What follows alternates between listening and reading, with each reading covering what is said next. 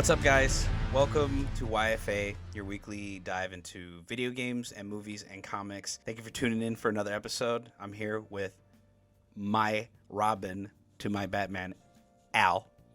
You're Robin. I feel like we're gonna do that every week. Go back and forth. Go back and forth, yeah. I'm the Robin to your Batman. You're the Watson to my Holmes. I can accept that. I'm the guy with the doctorate. You're the guy with the investigative degree, right? I don't even know if that's a degree. What, you mean Sherlock? Yeah, Sherlock. What is even like? He's just the world's greatest investigator. Oh, okay. Well, fine. With his doctor sidekick. His doctor's sidekick. Yeah, Watson. Yeah, well, I know. Yeah, it's just so weird. It's just like, oh, here's his a doctor. Sidekick, the doctor, yeah. The doctor. The doctor. So, what have you been up to this week? What have I been up to? I have been up to work. Mostly work. Mostly work? Yeah, work trip, work stuff. That's not exciting. No one wants to hear about that. I beat Sea of Stars. You beat Sea of Stars. Yeah, I feel like I've been talking about it. Since we started, yeah, you was like, I'm playing Sea of Stars. Still playing Sea of Stars. I was playing it. I beat it last night. Beat it. It's one of those games that has an ending, but then there's a true ending. Okay, yeah. Yeah. So, I got the ending on Thursday, and then I got the true ending last night at 2 in the morning. 2 in the morning. Yeah, and it was.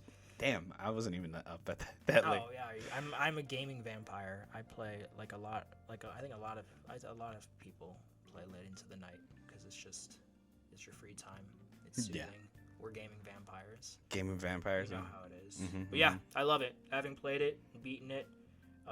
I'd say done pretty much most of the side content with the exception of this mini game that I suck at in the game, and then getting treasure chests and shit like that. I've done pretty much everything else because you have to in order to get the true ending. And I love it. I love that game. I put it in my top 15, 10 ever. Top. Ever of games. Okay. Because that's how much I fucking love it.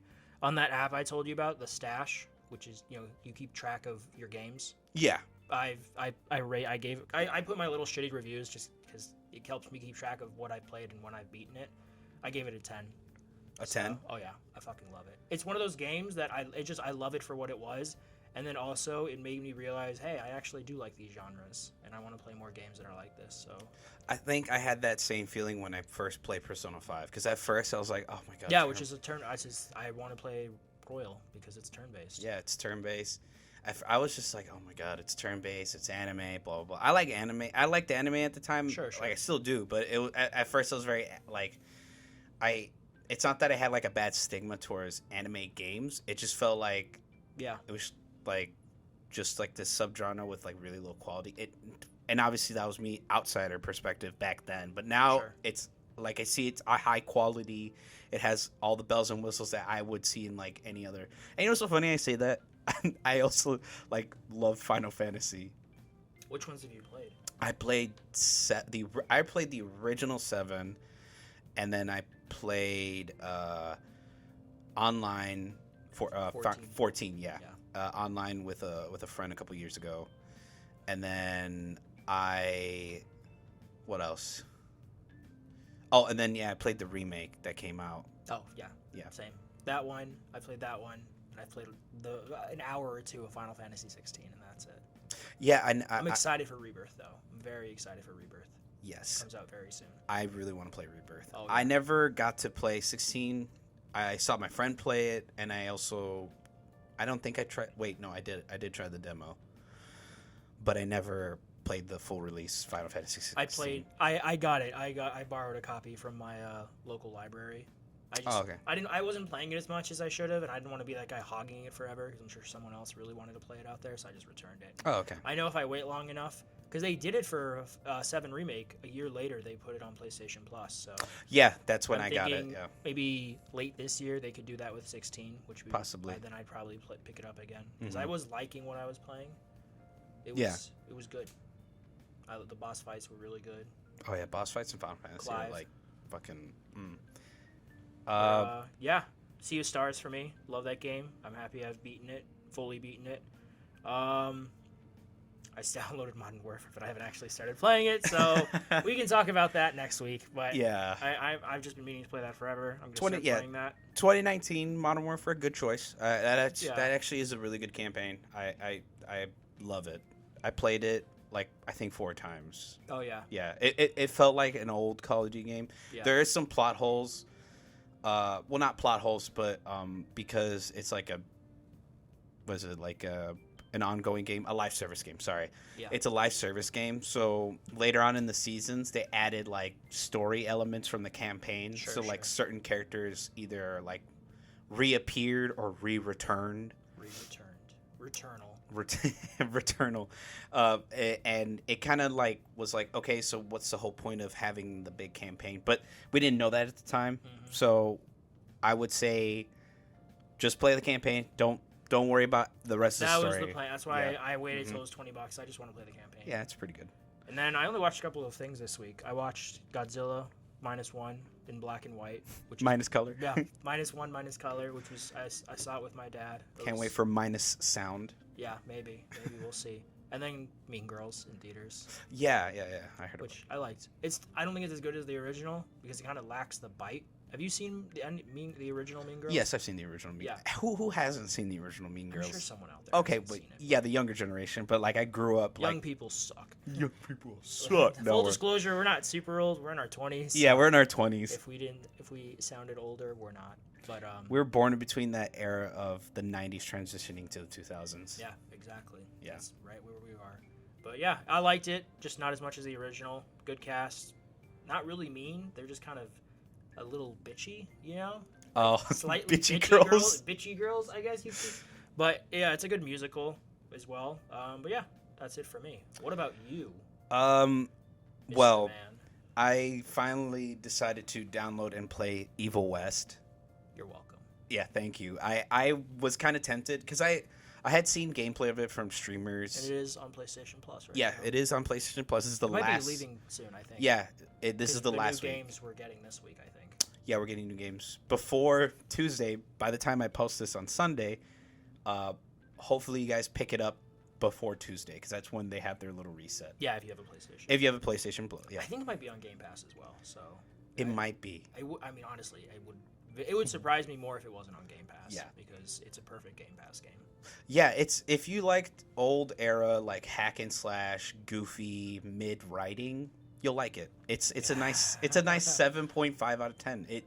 The combat really carries it. Oh, absolutely. Yeah, I agree. That was my sentiment as well playing it. The combat is what made me beat it. You know, the graphics are like mid to high tier. It's kind of weird. It has like models have like the crazy detail, but the animations are like stiff, like with characters in certain cutscenes. I think there's decent art direction. Yes. The graphical fidelity. It's like almost a shittier version of I'm trying to think of an example.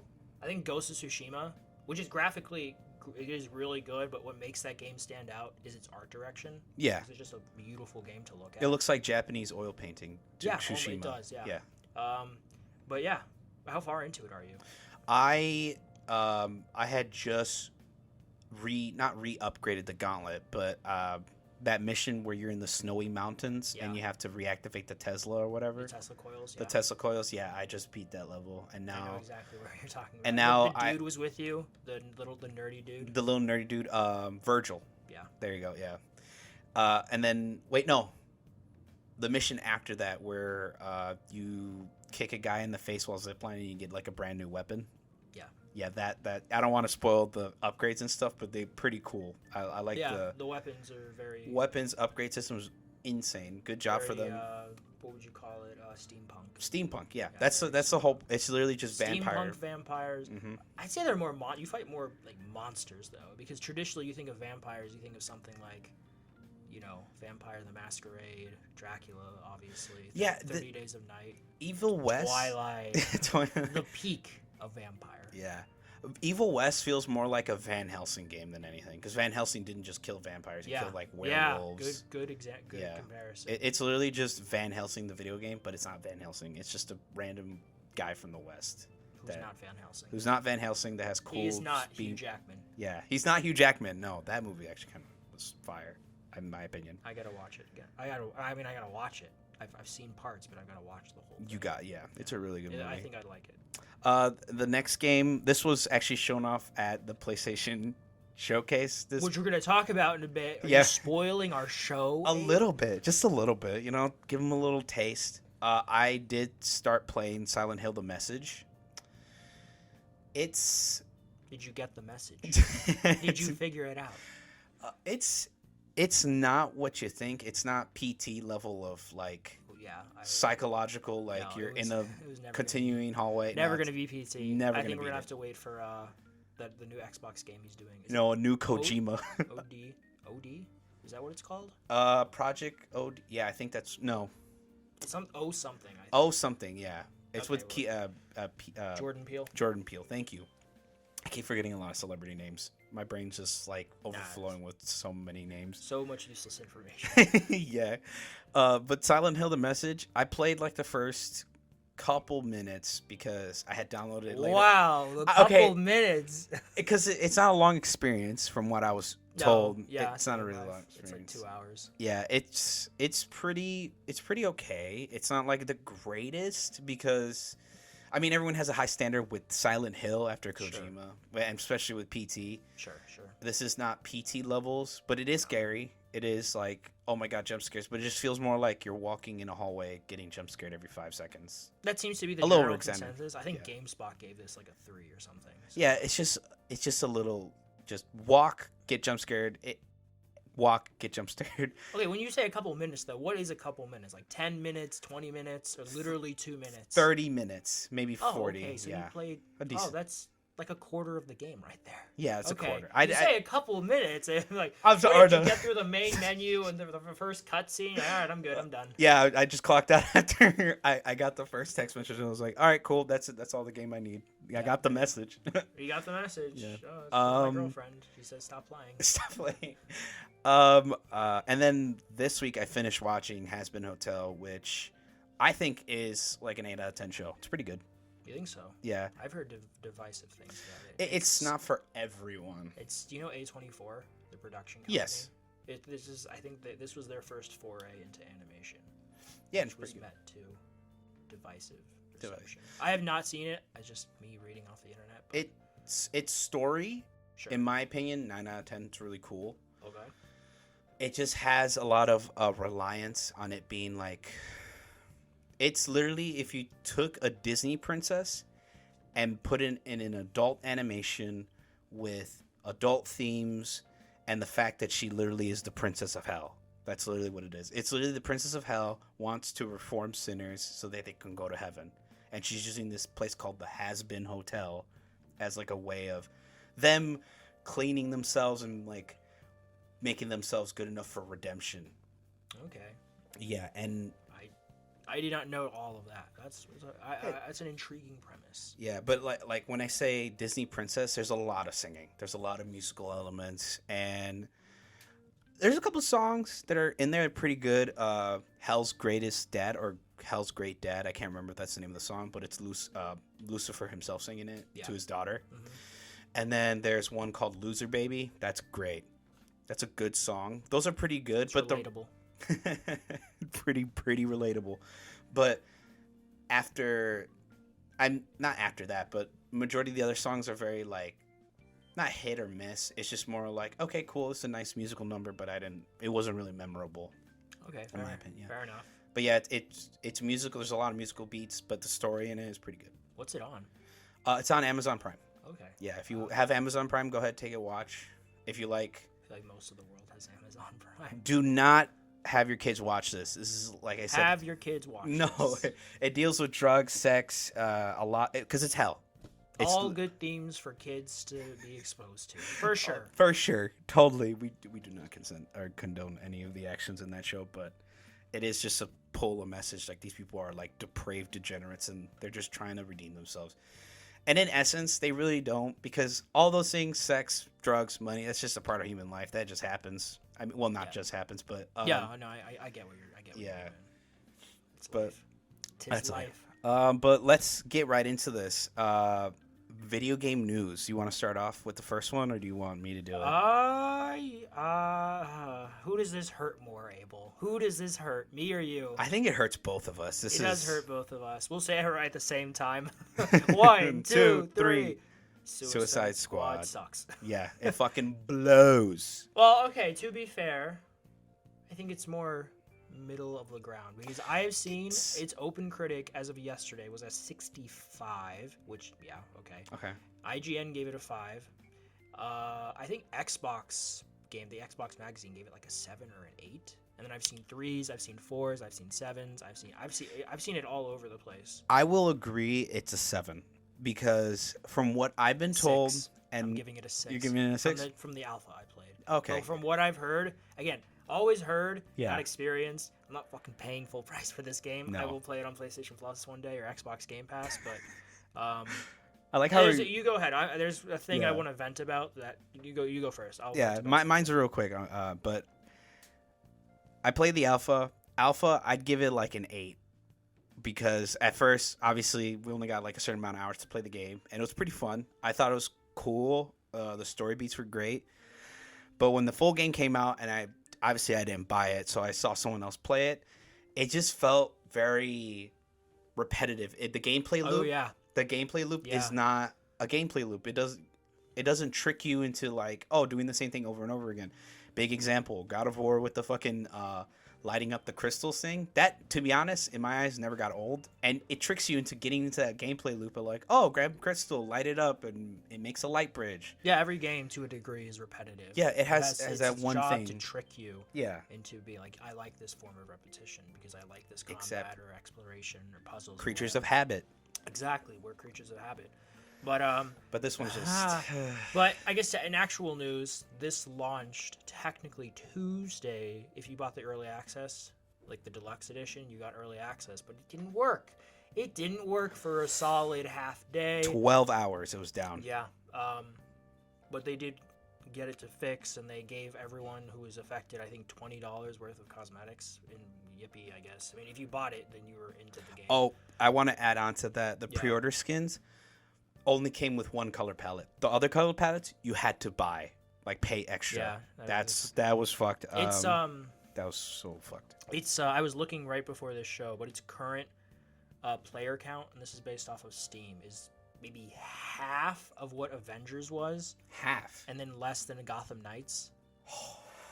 So I don't think this game. I mean, both of those games are seen as critical failures because especially Avengers. I mean, Avengers when that came out was 2020. It was right at the peak of Avengers mania because Endgame had just come out a year before, and that game we all know how that turned out. It's gone.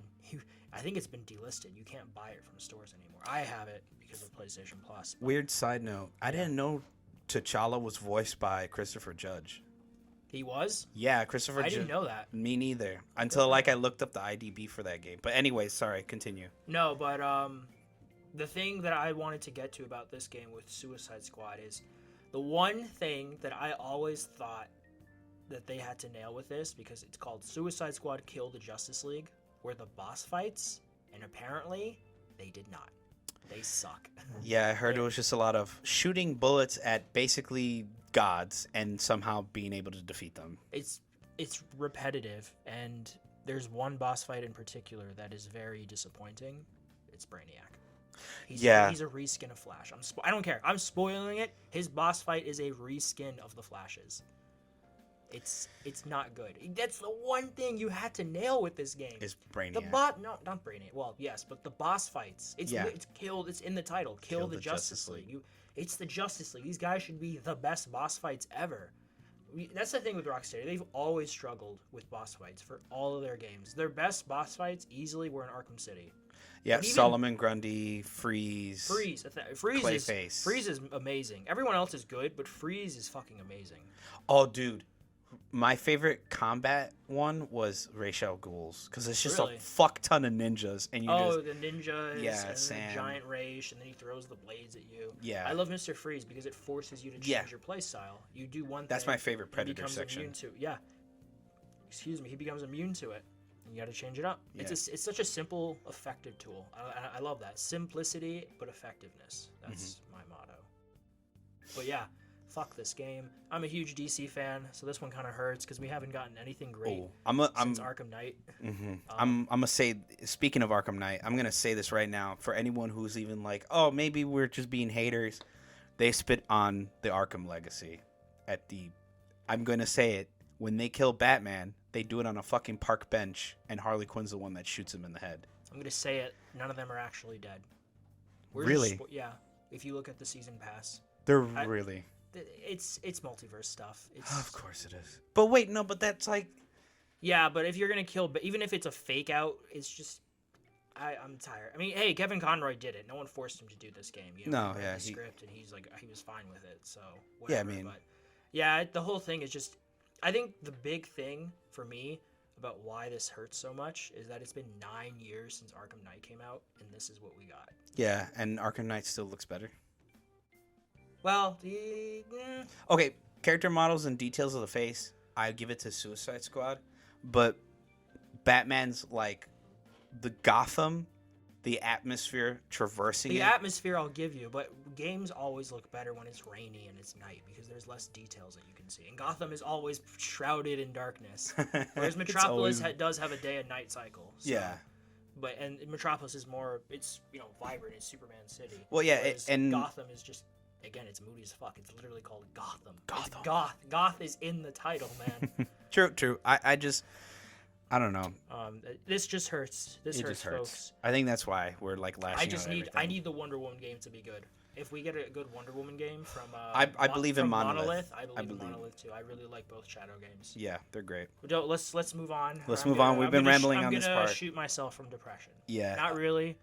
If you are having any issues at all or depression, please seek help from those you know. Yeah. Next thing. Yeah, you read this off. This is more. Oh, okay. Yes, another one that hurts. Not as much, but still hurts. But this week, Embracer, because they suck, laid off about half of Eidos Montreal's staff. And for those of you who don't know, Eidos Montreal are the guys that made the Deus Ex games, Deus Ex Human Revolution, Mankind Divided, older stuff that I have not played. And they made this one, Guardians of the Galaxy, which I fucking love. Yeah. I played that when it came out. I bought it full price, and I'm happy I did. I'm glad it's one of those games that in hindsight, I'm just happy I supported because I played it, I beat it, I'm mad I didn't support it. Boo this man. It was because Square Enix at the time were just making really dumb decisions. Well, yeah, I think the apprehension for a lot of people, because this came out a year after Avengers, and it was Square, and we all saw how Avengers turned out, but Guardians was just a very well-written single-player experience. You play as Peter. It's kind of a Mass Effect system where you control your other characters through combat, but you are Peter the whole time. And I know not everyone's a fan of that, but I really liked it because of its execution. And there are slight choices you can make that affect what happens in the story and then how easy the end outcome is for you. So I made it easier because I made the right decisions at certain points. I'm not going to spoil anything, but I think I prefer that version of Guardians to the movie version, which I do love, but I love these guys, man. Yeah, I agree. I've seen some clips and stuff. I'm kind of going off topic, but yeah, sorry. Yeah, Embracer. They suck. They let off half of Eidos' team. I thought they would be their safe haven when they were being picked up from Square Enix. Because budget constraints. It's always money. It's always money. That's it. So again, like last week, we hope everyone who's affected by it is able to bounce back. From their statement, they did say that they are helping those to transition to other jobs. So I hope that's true. That's good. I hope they're helping. That's you love to see it. Even you hate because why it's happening, but you love to see. Hey, we're helping as much as we can. They're not just kicking them out into the curb and saying good luck. Good luck. Goodbye. Good luck. Yeah. I'll say this next part. Sony had a state of play, obviously. We'll talk about that in our main topic later in the podcast, but we just want to mention it, that they had a big state of play, and wow. Yeah. Just wow. It's great, but we'll talk about it more. Next point, Skull and Bones, if anyone's curious, a Ubisoft game that's been in development hell for so long. Holy shit. It's supposed to be the Sea of Thieves of all consoles, quote unquote. Not really, but everyone really wants like a pirate game. especially after Arg, after Black Flag which was a really decade ago. really wet everyone's whistle on like, oh my god, they could make a pirate game. Okay, kind of off topic, but have you heard that they're remaking Black Flag? Yes, I did hear about that. Which is so weird because on one hand, the environment, the water, I think it still holds up pretty well, but the character models, Yeah, they're a little. they're a decade old. So it's like, it's an interesting pick, but I'm down for it because I'd love to. If it's a good remake, I'd absolutely be there to play it because I fucking love Black Flag. I love pirates, man. I Arg, love. me mateys. Yes, Let's love go Black plunder Flag. some booty. But yeah, the reason why I bring up Skull and Bones is because there's going to be a beta arriving on February 8th through the 11th, and it will be cross-play. So if anyone wants to try it out, you can go ahead, try it out then. We give you permission. I would at least try it. If you guys don't like it, don't play it. But me and Al will probably play it, try it out. We will. I mean, I will. Will you? If it's free, yeah. I'll play it with you. I mean, yeah, it's a free beta. It's not like a paid beta. Can you imagine a paid beta the day that happens? Call of Duty. Sorry. Oh, that's different, but That's a pre-order beta. But anyways. Yeah. Next thing. Oh, because I actually saw this. This was actually posted before the state of play. But Godzilla Minecraft DLC. So I'm trying to do This- the theme song. It actually played in the trailer, but That was for Dave the Diver. really? In the state of play? Oh right, yeah, Dave the that Diver was had Dave the Diver. yeah. But yeah, did they announce Minecraft this week as well? Yeah, it was weird. I was like, wait, whoa, what? And I looked into it, and they'll have like, I don't know if you remember this old like monster fighting game of Godzilla, but it had like all of Godzilla's. Yeah. Yeah, Mecha Godzilla. it had Mecha Godzilla, it had all the like Godzilla, like Ghidorah, the King Rodan. King Rodan. Yeah, it had all those, and you can like fight them inside of like an arena, quote unquote. It's just a big city that's destructible. But you can do that in here. You can fight other monsters. It looks pretty cool. And then you also have you versus Godzilla, where you fight a version of Godzilla in like a makeshift Minecraft city. And you just like destroy things, or you try to stop Godzilla and defeat him. Mm-hmm.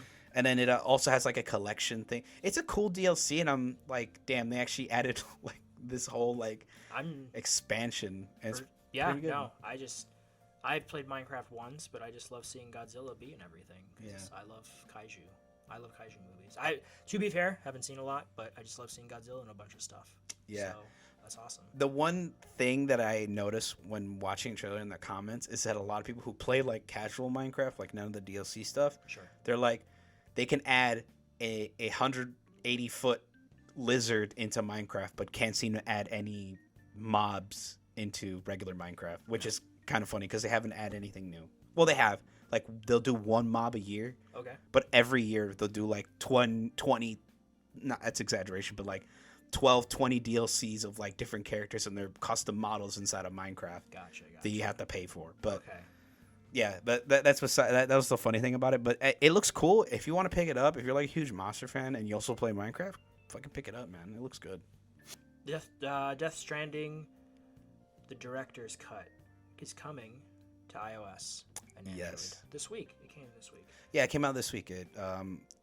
January 30th. Full disclosure, we put these in random order. We put a lot of them in random order. We just kind of find them. As we find them, we put them in. But yeah, for those of you who like Death Stranding, we will be talking about Death Stranding in a bit. Yeah. We will be talking about it. But yeah, it's coming to iOS and Android. I haven't seen anything about how it looks. I think it runs well. Have you seen any? Yeah, I've seen some gameplay. It runs decent. What does it look like? I'm so curious. It looks like Death Stranding running on an iOS. I mean, it's not really the greatest, but yeah. From what I know, is your phone will get hot after a while. Oh wow! What a surprise. Wonder why. But hey, the power of the Decima engine. Yeah. Actually, it is a really good engine. It's a really good, yeah. Horizon, Death Stranding, both use it. Shout out to Decima. Shout out. But the funny thing is, this will let you literally take Death Stranding on the go, and it's funny because Death Stranding, you literally run around. Was it like America, right? Or yeah, you have to reconnect America. Yeah, reconnect delivery systems, all that. So you say that. I think it's on Steam Deck. because it's on PC. Yeah, it's on Steam Deck. That's what So you everyone's can comparing. already take it on the go. Yeah, that's what people are comparing. It's like, what's the whole point of getting it on iOS if I can get it on my Steam Deck? On your very cheap, inexpensive Steam Deck that everyone has instead of everyone already having a phone. You're right, Abe. What's the point? Well, okay, but What's think the about it. Like, would you rather have a pretty decent, like a decently expensive item that won't blow up in your hand and feel hot after 3 minutes, or do you want something that can almost blow up in your hand and overheat? Yeah, but I mean, I feel like it's just an option for those people. Yeah, that's true. Yeah, it's an option for those. Shittier option, but I mean, it's gonna happen. Hey, more power to you. Fucking play it on the bus. Play it when you're on the toilet. You're reconnecting America. Reconnect. Yeah. As you take a shit. You can do this next one. Oh yes. So Alan Wake is coming to Dead by Daylight. I actually didn't catch the date on this, but that's very interesting. Dead by Daylight's always been doing like crossovers with a lot of horror icons. Nicolas Cage. Yeah, Jesus Christ, He plays Nick Cage. That was such a left field DLC, but kind of off topic, but that's the second time that he's done that I know of, where Nick Cage plays an exaggerated version of himself in another. Because he did The Unbearable Weight of Massive Talent, where he played Nick Cage himself. Yeah, and he plays Nick Cage in Dead by Daylight. Yeah. Not the bees! Ah! The bees! They're in my eyes!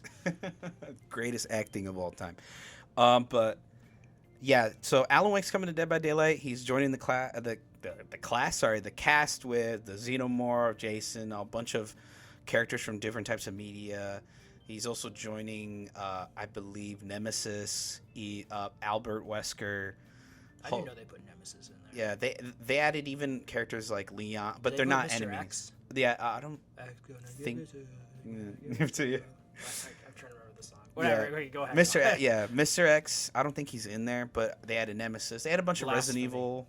They added a bunch of horror icons. Michael Myers. I don't know. Wait, did they add Jason? No, I don't think they added Jason. They added. Oh, really? I feel like Jason would be the guy for Dead by Daylight. There's a lot of legal things with that right now with that's the why IP.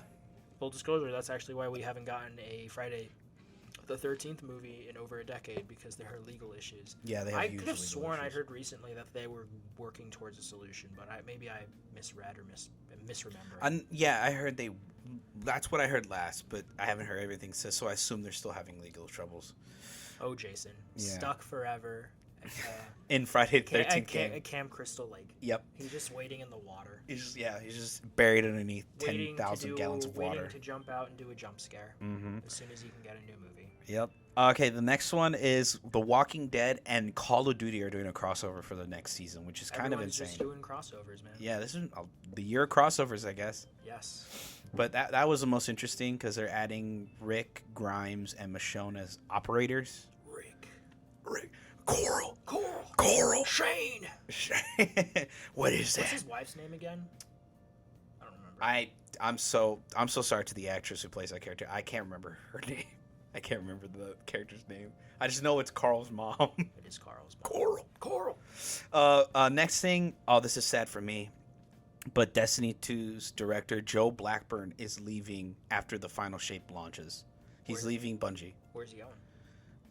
We don't know. I assume he's probably gonna go join another team, and I mean he kind of ironic. Wait, how long has he been with Bungie? Close to 25, maybe 20 years. You know what would be ironic? What? If he left for 343. Bro, that'd be hilarious. But he actually did leave before him leaving again. He left. Oh, okay. He left for a year to go with Riot Games. He was there for a year, and then left them and came back to Bungie. Do you know why?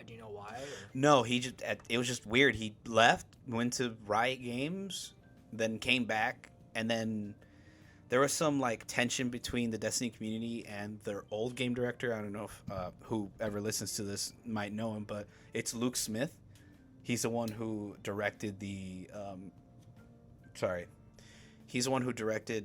DLC, The Taken King for Destiny. That was like I have heard of that DLC. That's one of their best DLCs out there. Amazing. But there was some tension, and then Joe was given the crown of being the director of the game, and he's been the director ever since Luke Smith left. Oh my God, yeah, he's been our director. He's been our Prometheus, guiding us. And I guess final shape, he's like, yeah, I'm good. I'm done. I mean, I don't blame him. 25 years. This guy right here. He's like a scribe for Destiny. Yeah, I'm the scribe he's for the Destiny. Historian. The historian for this game. But yeah, good luck on his future ventures. He's a good game director, but yeah, he deserves a well-deserved rest. Have to keep an eye out for him. Yeah. See if he is going somewhere. Yeah, if he is going somewhere, hopefully. Is he older? How old is? I mean, he's been there for 25 years. He's pretty old. I think he's in his late 30s, early 40s. Wait, no. That doesn't add up. So what? He started there when he was a teenager. No, wait, no, he might be older. Oh my God, these people at Bungie are old. Maybe he had an internship as a teenager there. You never know. I mean, a lot of developers are like teenagers. Remember, yeah. the Doom dev team was like the original. Oh yeah. Yeah, there was a bunch of kids. They were in their 20s at least. Yeah, some of them were in 20s, but some of them were like college students. They were just. Yeah, no, I got you. But yeah, sorry, completely going off topic. But you can go next. Okay, yes. Just update on Like a Dragon Infinite Wealth. It's doing pretty well. It has sold over 1 million copies worldwide as of the recording of the show. It came out last week. I should have looked at this. I apologize, but I want to say it makes this one of the faster selling Yakuza games because of how well it's been received. Yeah, everyone loves Yakuza. I think Yakuza 7 was... what's the highest selling Yakuza game? I feel like it's either Yakuza 0 or Yakuza 7. It's probably Yakuza 0 because Yakuza 0 is the prequel, and everyone loves a prequel because it has Mijima. Yeah, Yakuza 0 I've heard is the one to get into. But, yeah, I just wanted to shout that out. That's awesome. You love to see good games that people like doing well, and I've heard great things about it. Yeah, same. But the next thing, this one makes me happy, but it just makes me question Xbox's strategy going into the future. But there is a very strong rumor, practically semi-confirmed, that Hi-Fi Rush will be coming to the Switch. Yes. And the PlayStation 5. And this is because, after an anniversary update from this week, there were PS5 and Switch exclusive T-shirt textures in the game files. For the main character? Yeah. Okay. Yeah, because you can change your character's look. And you're like, why would that be in there if that was a PC Xbox only thing? And a couple of more legitimate leakers have come out saying, yeah, we can confirm this is real. And so... okay. I was reading something before, again, another rumor. It's, Xbox is going to be, in the next few months, is going to be acknowledging like how this is going to work. Because Hi-Fi Rush was easily one of their best exclusives last year, Microsoft exclusives, but now it's coming to Switch and PS5. And the main reason for that, as with everything in our capitalist society, is sales. The game, Game Pass, it was on Game Pass. A lot of people play it on Game Pass, but that can only generate so much revenue. And if it's a good game, this will easily do decent numbers on Switch. This is a perfect Switch title as long as it runs well. It just has that vibe. No, its art style and its graphical thing. It can for sure run. It's definitely worth playing. If you haven't played it, and it does come to one of these two, and you can get it. There's a little bit of a learning curve. You have to be good with the timing because it is rhythm-based combat. But it is very satisfying once you get the hang of it. And then, to round out the video game news. Yes, to round out the video game news, this comes from the Grounded 2 documentary, which, for those of you who don't know, Grounded was a documentary released back in 2013 that Naughty Dog did for the making of The Last of Us, and just this week they released Grounded 2, which is about the making of The Last of Us Part 2, and there's a lot of great information there, a lot of good insight. A lot of shitty insight because of, all the controversy surrounding that game and what some people have to deal with, which, I get people, they get very passionate about their games, but death threats is just... Yeah, that's... I'm just going to say it. If you do that, you're a piece of shit. Yeah. Just saying it now. Yeah, if you're one of the very few people listening to this and you're like that, go fuck yourself. Yeah. But, beyond that, the last thing that Neil talks about is that The Last of Us 3 is in concept stage. That's good. They have an idea for a final chapter, but it is also not their next game. Their next game is something more optimistic. More happy compared to the very depressing nature of The Last of Us. But yeah, I just wanted to round that out by saying We are at one point. This is a PS6 title. My prediction is that we get one more game this generation, one actual game from this generation, because right now it's just been remakes and remasters from Naughty Dog. But we get one proper game from them in the next 3 years before the PS5 cycle ends. Dude, just think about the PS5 almost being over in a sense. It's not. I mean, we're halfway there. Halfway. It's not almost over. But like, we're at our halfway point. We're at halfway point, but because 2020 is now 2024, so this year it'll have been 4 years. Yeah. But and then these life cycles usually last around seven-ish years, maybe 8. The last one was. This might last. The last one was 7 years. The one before that was 8 years because the 360 came out in 2005. Xbox One came out in 2013. So I predict that this like generation will last longer just because of what happened with COVID and not everyone getting their the console shortages, everyone, the scalpers and everything situation. I could see that. I could see this lasting until 2028. Yeah. I think 20. Maybe close to 2030. No, it's not going to last. Push another 2 years? No. Oh, okay. I mean, the fact that we're already talking about pro versions of PlayStations and Xbox. Yeah, you're probably right. We're gonna the technology leaps. It just you can't keep it snagged in forever because obviously PC gradually goes up every year with the technological yada yada, but console it releases, it's stagnant because it's the console. You can't upgrade your console like you can a PC. So you gotta at least keep up with that a little. You think they'll do that next generation? Like, sorry, we're going like a little tangent on here, but you think you'll do that? They'll do that next generation where you can just like exchange parts, like how you can. Well, I know they're SSD. talking about how you can do the SSD, and they're going to talk about having external disk drives for like the next iteration of Xbox. Okay. So I could see that.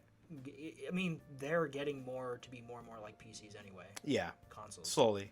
I mean, they're getting there. I mean, this generation, at least when it came out, were basically, I'd say, mid-tier PCs in terms of power. So, yeah, I think we were getting more and more to that area. But yeah, well, that was off topic. But yeah, Last of Us Part 3, essentially confirmed in concept stage. We will get it. It will be. You mark it here, folks. It will be a PlayStation 6 title. 1,000%. It's not coming out for the little their picture next still. Game, it will be a new IP, and then we'll get The Last of Us Part 3, and it'll be in 2029, 2030.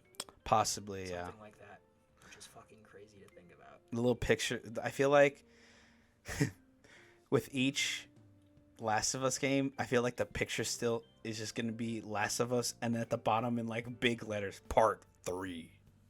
Yeah, I mean, I think that, Part 3, and this will be the last game. Yeah, I think they won't do anything more. Do Crash Bandicoot again? No, they're never going back to that. Imagine that's what they're making. No, they're making a Last of Us-esque Crash Bandicoot game. It's just really depressing, post-apocalyptic. Everyone's just dead. It's just Crash. He's alone. It's like The Last Ronin with TMNT. Yeah.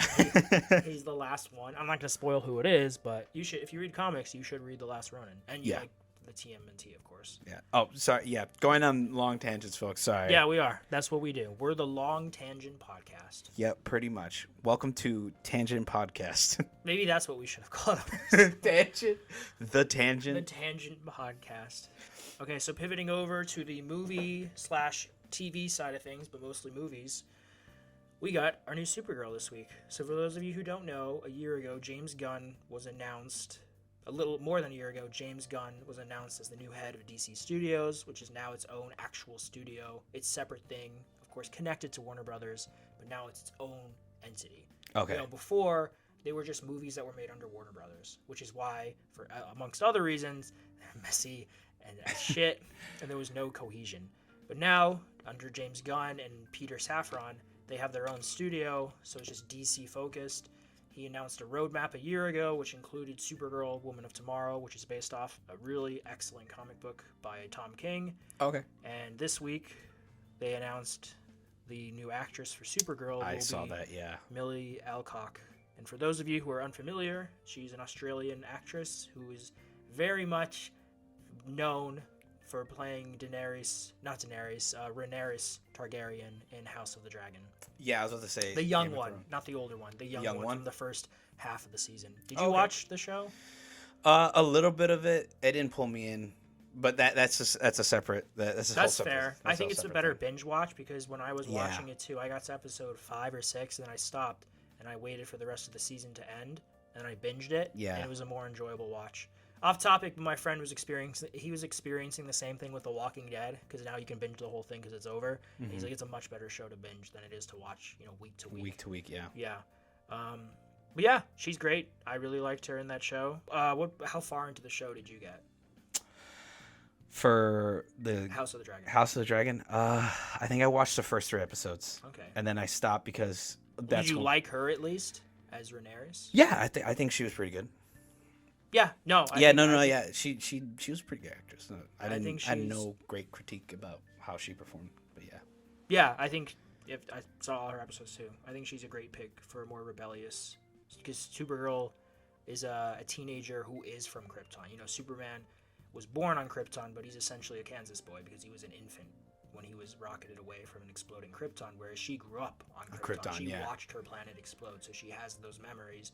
Wasn't she like in cryo freeze or whatever on the ship? Yeah, she was. Yeah. That's why, because originally she was older than Kal-El, Superman, but because of cryo freeze, she remained the same age, and Superman got older. So now he's, in reference, generally like in his late 20s or early 30s, and she's a teenager still. So, so she's at that angsty point. She has reasons to be angsty. She kind of saw her whole planet blow up. Yeah, and she's in some versions she's more powerful than Superman, but that varies from writer to writer.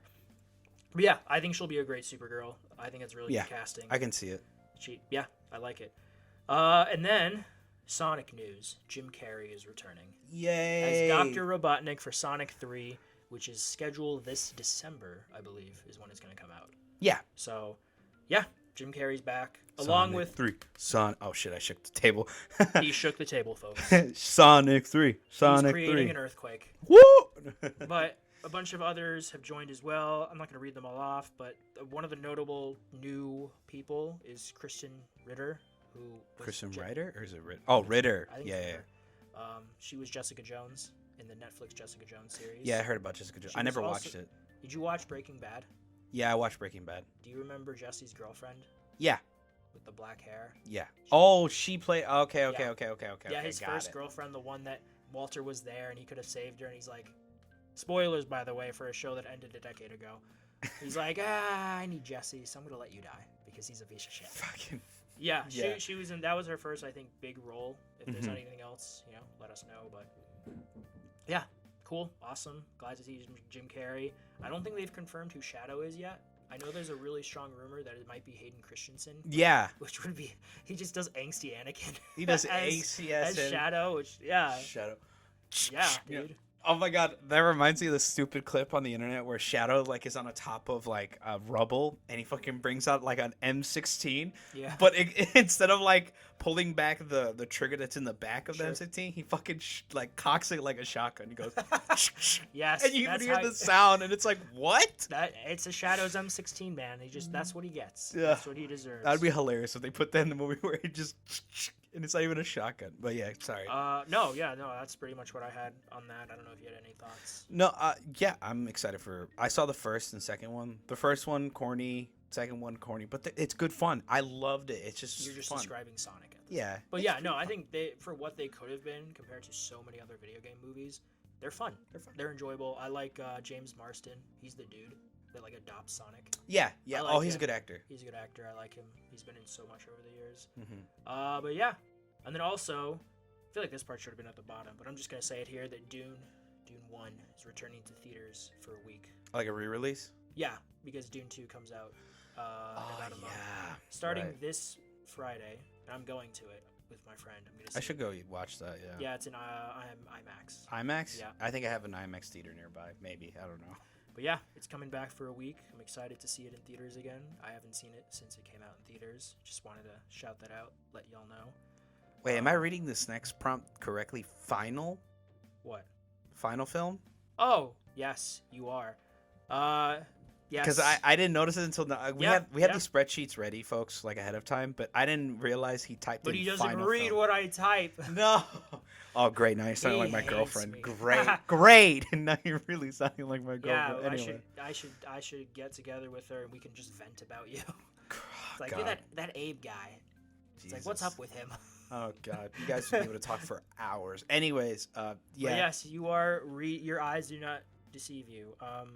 This next thing, which I mean, if you're familiar with Tarantino at any degree, you've probably known that for a while he's insisted that he's just doing 10 films, and this is his last film is his 10th and final film, and he's gonna do other stuff, books, maybe TV shows. Apparently, he has a TV show that he's trying to shop around to streamers, but I digress. But they announced this week that Brad Pitt is going to be returning for Tarantino's final film, in some role. I don't think as the lead, but in it. You know, he was in Glorious Bastards. He was the Hollywood one. Yeah, Once Upon a Time in Hollywood. Once Upon a Time in Hollywood. He was the best character in that movie. He won an Oscar. But yeah, I'm glad to see him reunited. I think a lot of kind of Tarantino staples will be in this last film, like Tim Roth, Uma Thurman, Samuel L. Jackson, of course. For sure. Maybe Michael Madsen. I'd be happy to see Michael again. Who else? Oh, Leo, I think. Maybe. Leo DiCaprio, yeah. Leo's Leo. And then Christoph Waltz. I'd love to see him again. Yes! He, if you're not familiar, Christoph Waltz was in Inglourious Bastards, where he played Hans Landa. Who was a Nazi. Who's a Nazi, he was in Django Unchained, where he played... what was his Dr. name? Schultz. Yes, the dentist. Dr. Schultz. And he won an Oscar for both roles, where he plays the most racist guy ever, and then the least racist guy in one of the most racist times in American history. Yeah. So I'd love to see him come back. But yeah, Brad Pitt's coming back. That's good. The film's supposed to be called The Film Critic, but yeah, we'll see what happens there. But I just wanted to shout that out. And then Beetlejuice. Well, the Beetlejuice sequel is called Beetlejuice. Oh, okay. And it's coming out this September. Is it the same actor who played Beetlejuice? I forgot his name. Michael Keaton. Yeah. It's Michael Keaton. Tim Burton is directing. Who else is in it? A bunch of other people. But yeah, Michael Keaton's returning. Okay. Beetlejuice. You know, the movie, the original is Beetlejuice. He's like 10 minutes of screen time in the original. Really? Oh yeah, he's like Darth Vader. He does not have a. But he has like a presence that everyone. Yeah, I mean the movie's called Beetlejuice, and he has a presence. It's Michael Keaton. I think my favorite like line from him is it's because this YouTuber, his name is Civi12. He plays a lot of old boomer shooters. Yeah. And he a lot of the boomer shooters have really bad player models. So sometimes he uses a clip from Beetlejuice where he goes like, "Nice fucking model," and he just fucking grabs his junk, and you just hear the clown honk. It's so fucking hilarious to me. Nice fucking model. Yeah. No, but I think I hope it's good. I hope, because I know Tim Burton is not the guy he used to be when it comes to directing stuff. He's just not as good. Yeah, didn't he apologize for the Batman and Robin? No, that was Joel Schumacher. That was Joel Schumacher. Okay, I'm sorry. Joel Schumacher, rest in peace, apologized because he directed Batman Forever and Batman and Robin. But yes, he apologized. Tim Burton, as far as I know, has never apologized for his Batman movies because they're pretty decent. Did Tim Burton work on Coraline? Did he? I don't know. He might have been a producer, but he didn't direct it. He didn't direct it. I know. The director is a guy named Henry Selick. Who did Nightmare Before Christmas. Nightmare Before Christmas. Okay, because I remember there was like a rumor of there being a Coraline sequel, but it was going to come to streaming, but nothing came of it. That movie doesn't need a sequel. No, it doesn't. But like everyone likes that Tim Burton style. And that stop motion. Stop motion, dark. Yeah. I love it. Animation for kids. Love it. It's good. Yeah. Again, Nightmare Before Christmas. Nightmare Before Christmas. Which off topic, but I went to get my haircut once, and the girl there she had stuff on her desk. Big fan of that movie. And we were talking about it for a hot minute, and I told her, like, oh yeah, he produced it, but he, we got to the point where I told her he didn't direct it, and she's like, what? It's like, yeah, no, he didn't direct that movie. He produced it, but he didn't direct it. She's like, what are you talking about? I'm like, yeah, and she just, I feel like I blew her mind. She's like, what? Yeah, like he didn't, because it seems like something he would direct, but he didn't. It was Henry Selick. It's kind of a weird thing to explain. Like, no offense to quote unquote normal people. We've been in the industry. We understand the difference between a director and a producer. Yeah, but we've been in the industry. I feel like that's putting it friendly. Okay, we've dipped our toe in that industry. Yeah, but we understand You've the term. ever been to Los Angeles? That's true. But we understand like what the positions like stand for and what they actually mean. Like the director. Well, yeah, the director is the director. Director. They go. They're on set. They're coordinating everything. Actors. Producer is technically the person that overwatches everything and makes sure that the idea is kept. They make the movie. They make the movie technically. They a lot of budget acting. They got their pies and everything. Yeah. But yeah. And that's it depends, what I feel though. like. Like there's so many. You see all the credits, executive producer. It could be nothing. But yeah, it depends. Yeah, some it executive depends producers. It depends on the producers. The depends producer. on the project. It varies. But yeah, Beetlejuice. I hope it's good. Yeah, same. Argyle is no good though. Argyle is poop. Apparently. What was Argyle again? It's the new film by the Twisted Mind of Matthew Vaughn, because that's what it kept saying in the trailer. But the Twisted Mind of Matthew Vaughn. It's his new spy thriller. It's the same guy who did the Kingsman movies. Oh, the Kingsman movies. Yes. He That did sounds like Kick-Ass. He did. Yeah, I was about to say I recognize X-Men that name. First Class, Layer Cake, which I don't even. Wow, he has a really good portfolio. I didn't. Yeah, but I've seen people say that arguably his last really good film was the first Kingsman. Oh, okay. His Kingsman 2 not as good, and then the Kingsman I liked it, but it was, I don't know, tonally inconsistent, I guess you could say. But I enjoyed it.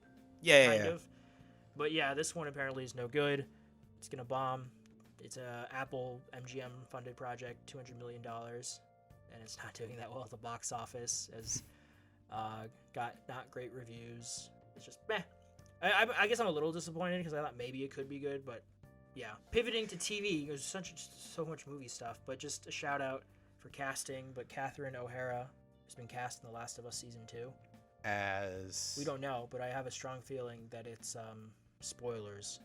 It's the Seraphite Did you beat the game? Yeah, I beat Last. Do you remember the Seraphite Prophet? You never saw her, but there were murals. Oh her, yeah, the one who's like their god or yeah. Their Messiah. Their Messiah, yes. Their Messiah. I think that's who she's gonna be. Yeah, I can see it. For those of you who don't know, again, she's been in so much TV over the years, but for general audiences, I'd say her most famous role is being the mom from Home Alone and Home Alone 2. Yeah. Kevin! Where's Kevin? We left Kevin again. We're such shitty parents. It's like hot. Anyways. Yeah, I could see her playing Sarah. Yeah. Is that her name? Yeah, that's why they call them Seraphites. Oh my god, I just put that together. Yeah. Because I thought Sarah, because Sarah is Joel's daughter as well. But Sarah. Yes, I think that's who she'll play. Has not been confirmed. She's just been cast. I can't wait to see. I haven't seen her act in a while. She's been in stuff. She's been in stuff. Yeah, I probably haven't seen it. Fuck. I feel bad now. I mean, you can only watch so much, but yeah. Yeah. Wanted this next piece. I had to give a shout out. This happened yesterday, but for those of you who don't know, Carl Weathers passed away. May his soul rest in peace. He was our Apollo. Yeah, he was our. Oh my god, I'm so bad with names. He was in Predator. I just the scene, the meme. Yeah. You son of a bitch. What's the matter? CIA got you pushing too many pencils. That was my terrible Arnold impression. But yeah, he's Predator. But yeah, he was most famous Apollo Creed. He's been in The Mandalorian recently. He was 76. I don't think they've said what he died of, but he was older. Yeah. Our thoughts go out to his family and friends, and he will always be remembered as a badass. And then I put Argyle again because what comes out this week? Argyle in theaters. If you want to see it, go see it. I don't care. And then also in video game news, what comes out this week? Suicide Squad. Play it. I don't care. That's how I feel about those movies. I don't care. Do what you want. Oh yeah, that's our I'm little not wrap passionate up right about there. either. It's not like last week where they look like, oh, these are good games. This is mid. Mid at best, shit at worst. Shit at worst. Oh wait, we have one more thing. I just see last week, Monkey Man. Yeah. Yes, this is something I wish I had talked about last week. I didn't know this existed. You have to watch this. I seen the trailer. Did you watch it? Yeah. What'd you think? I think it's really good. Yeah. Okay, so for those of you who don't know, and I didn't know about this till last week when the trailer was uploaded, Monkey Man is the directorial debut of Dev Patel. For those of you who don't know who Dev Patel is, he's been in a lot of stuff. He's a very good-looking Indian actor. You ever see Slumdog Millionaire? Yes. That's Dev Patel. Oh wait, wasn't he also in Venom? Or no, I'm thinking of a different actor. I think. No, I know who you're thinking of. That's not. That's not him. You're being racist right now. No, they have like the same facial structure. No, they don't. No, they don't. Dev has kind of a longer face. That guy he's more small. I know who you're talking about. He was in Sound of Metal as well, but I digress. Yeah, sorry. But Dev Patel, great actor. Lion, The Green Knight, which is really good. You should get high and watch The Green Knight. But I watched The Green Knight without being high. Oh, you watched it? Yeah. You should have been high. I should. Yeah, that movie was insane. You should be high. But yeah, he's in that. Really good actor. This is his first time directing something. Wow. Okay. And apparently, this was filmed about 2 years ago in 2021. Oh, so and right. It was supposed to be a Netflix film, but then Jordan Peele saw it, and that's why it says producer Jordan Peele. He saw it and apparently liked it so much that he shopped it around, and now it's at Universal, I think, and that's why it's getting a theatrical release now, because he liked it so much. And it looks really good. Yeah, it does. Basically, I know we were talking about it. What is Monkey Man? In essence, it looks like Indian John Wick. Yeah, there you go. That's Indian John everyone Wick. That it's a revenge film. Indian John Wick. It looks so good, like really stylized, really good lighting and composition. Dev is great as always. The fight choreography looks really good. I like the story, the little story. Remember the scene where he tries jumping through the window? And I love that. I love when movies acknowledge cliches. Mm-hmm. Or no, what's the word? Oh my god, it's not cliche. It's fuck. I should know this. There's a word for it where movies do something. Bollywood? No, not Bollywood movies. It's a term. I'll think of it. I'm sure I'll think of it. It'll come to me later. But tropes. Tropes. Movie tropes. Yes, movie tropes. Like the trope of someone, they jump out the window all dramatic and they crash, fucking 10 feet or 10 stories. 10 stories into some random garbage bag. They just walk off like, this was fine. But he tries doing that in the trailer and he just bounces off the glass. He's like, okay, no one saw that. I like when movies acknowledge tropes like that, and he just looks really good. It's really fun, really good trailer. It comes out in April, so you should go see Monkey Man. But yeah, that's it for. Oh yeah, no comic news. No comic news. We Nothing hate to see it. Super noteworthy. Just a lot of like previews, re-releases of new covers for certain comics and releases. So much. We can't do it all. But yeah, that's what we got for news. The main topic. Because we're Sony ponies, I guess. At this point, we're kind of like Sony ponies, but I love Xbox. I grew up with it. I like good games. I don't give a shit what they're on. I just happen to play on PlayStation. Yeah, it happens to be that PlayStation has some good games. Yeah, they have stuff that I like. I think the few games that Xbox that I really want to be on PlayStation, but will never be there. Sea of Thieves. Actually, there's a rumor that's coming to PlayStation. Really? You didn't know about that? No, I didn't know about that. I mean, this is a rumor, but yes, there is a rumor which makes sense. Yeah. That's a type of like Minecraft. That's the type of game that just benefits from being on everything. Yeah. Because they own the rights to Sea of Thieves because it's rare, which they own. Mm-hmm. So they'd make money still, and it would just be on more platforms. Yeah. Hi-Fi Rush and Sunset Overdrive. I know Hi-Fi Rush. It's so ironic that with Sunset Overdrive because of who made it. And now Sony owns Insomniac, but Xbox, I believe, owns the distribution rights to Sunset. Yep. They own that IP. Yep. So, no, I take that back. There's some weird legal thing. I feel like Insomniac owns the right to it, but Xbox owns the distribution rights to Sunset Overdrive. Whatever. I digress. But yeah. All right, let's get into the meat and potatoes.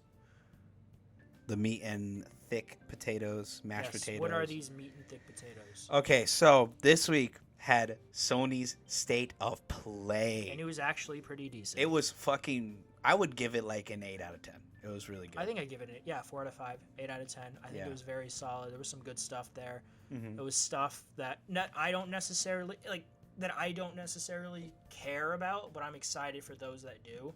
And then things that looked a little disappointing, but I'm gonna reserve judgment. I'll talk about it when we get to it. And then things, certain someone with his batshitness. Oh this guy came in full swinging. You saw it. You know who we're talking about. But yeah, you want to start off? So the first thing, Helldivers 2. Yeah, commercial. It's good. Reminding people it comes out this coming week. February 8th. Yep, you're right. Okay. Right when Skull and Bones are having Looks their beta. Looks really good. But yeah. I love the customization options. Dude, yeah, Probably be a better version of Suicide Squad. Probably. It probably will. Everyone will be like, better version of Suicide Squad. Yep. But Yep. I liked it. I was already hooked on the idea But on the game itself, like not yet. But once I saw his trailer, yeah, I'm getting Helldivers for sure. This is like for sure gonna get it. I'm literally not getting it until I see you gotten it, and then I'll get it. He's gonna wait. He's gonna keep an eye on my fucking trophies list, and he's gonna see if I have. I'll just see if you're playing it. Oh, All right, I got it. There I it gotta is. go get it. I'm buying it. But yeah, it's $40, which is really nice. Yeah, and if you want like the ultimate edition version, it's like $60. It's not that like crazy price. Which is funny because that's what full price was last generation. Yeah. Now it's the deluxe. Well, at least for this game, it's the deluxe edition. Yeah. Now $70 is the. But I digress. But yeah, it looks really, really fun. I think it's something I could see myself sinking maybe a month or two into before I get tired of it. Yeah. But yeah, Helldivers 2. Want to go to the next thing? Yeah, can't wait for Helldivers to come out. Yeah. Let's go to the next one, which is Foam Stars. This actually was shown off at a previous State of Play, but it was like the showcase. It was last year. I think it was at Sony's June showcase, and then what's the gaming con that you could Gamescom, or no? Is it I think it's GCD. No, is it? Whatever, one of those that journalists, whomever, can go. The Gamescom. They can thing. go and play it, and Yeah. I've heard from people who played it. I couldn't play it. We're nobodies. We were not invited, and we didn't have this last One year. day. Yeah, maybe. But yeah, apparently it's really, really fun. Really fun arena shooter. That is on a surface level. It is Splatoon for PlayStation, but it's supposed to be. It's really fun. Yeah, I've seen the trailers and some gameplay. It looks really fun. I think I would enjoy it. And it's going to be out this week, right? Yeah, it's coming out free for PS Plus. PlayStation Plus. It is one of the PlayStation Plus games for this week, which is this is the type of perfect game for that. Because you're not going to want to pay a full price for something like this. Most people, but hey, you'll try it out if you have PlayStation Plus. I'm going to try it out because I have PlayStation Plus. So yeah, that's awesome. It looks fun. Yep. Looks like it could be. Looks like a blast. Looks like it could be a fun weekend. We would have to pick between this and Helldivers. Yeah, I think probably Helldivers, and then like, I Foam Stars, like maybe it'll be. It's not towards the going end of the month. Yeah, that's fair. It's not going anywhere. Okay, so the next couple are just the VR titles that were shown off. We're starting with Legendary Tales, which is it's a VR title. It's basically literally the thing every little kid has imaginations of when they hold a stick. Oh yeah. It's literally that. It's dumbed down VR Skyrim. Yeah, it has some really cool sword combat from what I saw in the trailer. What was the VR game that came? Sword and Shield or Sword and Magic? Yeah, Sword and Magic. I think.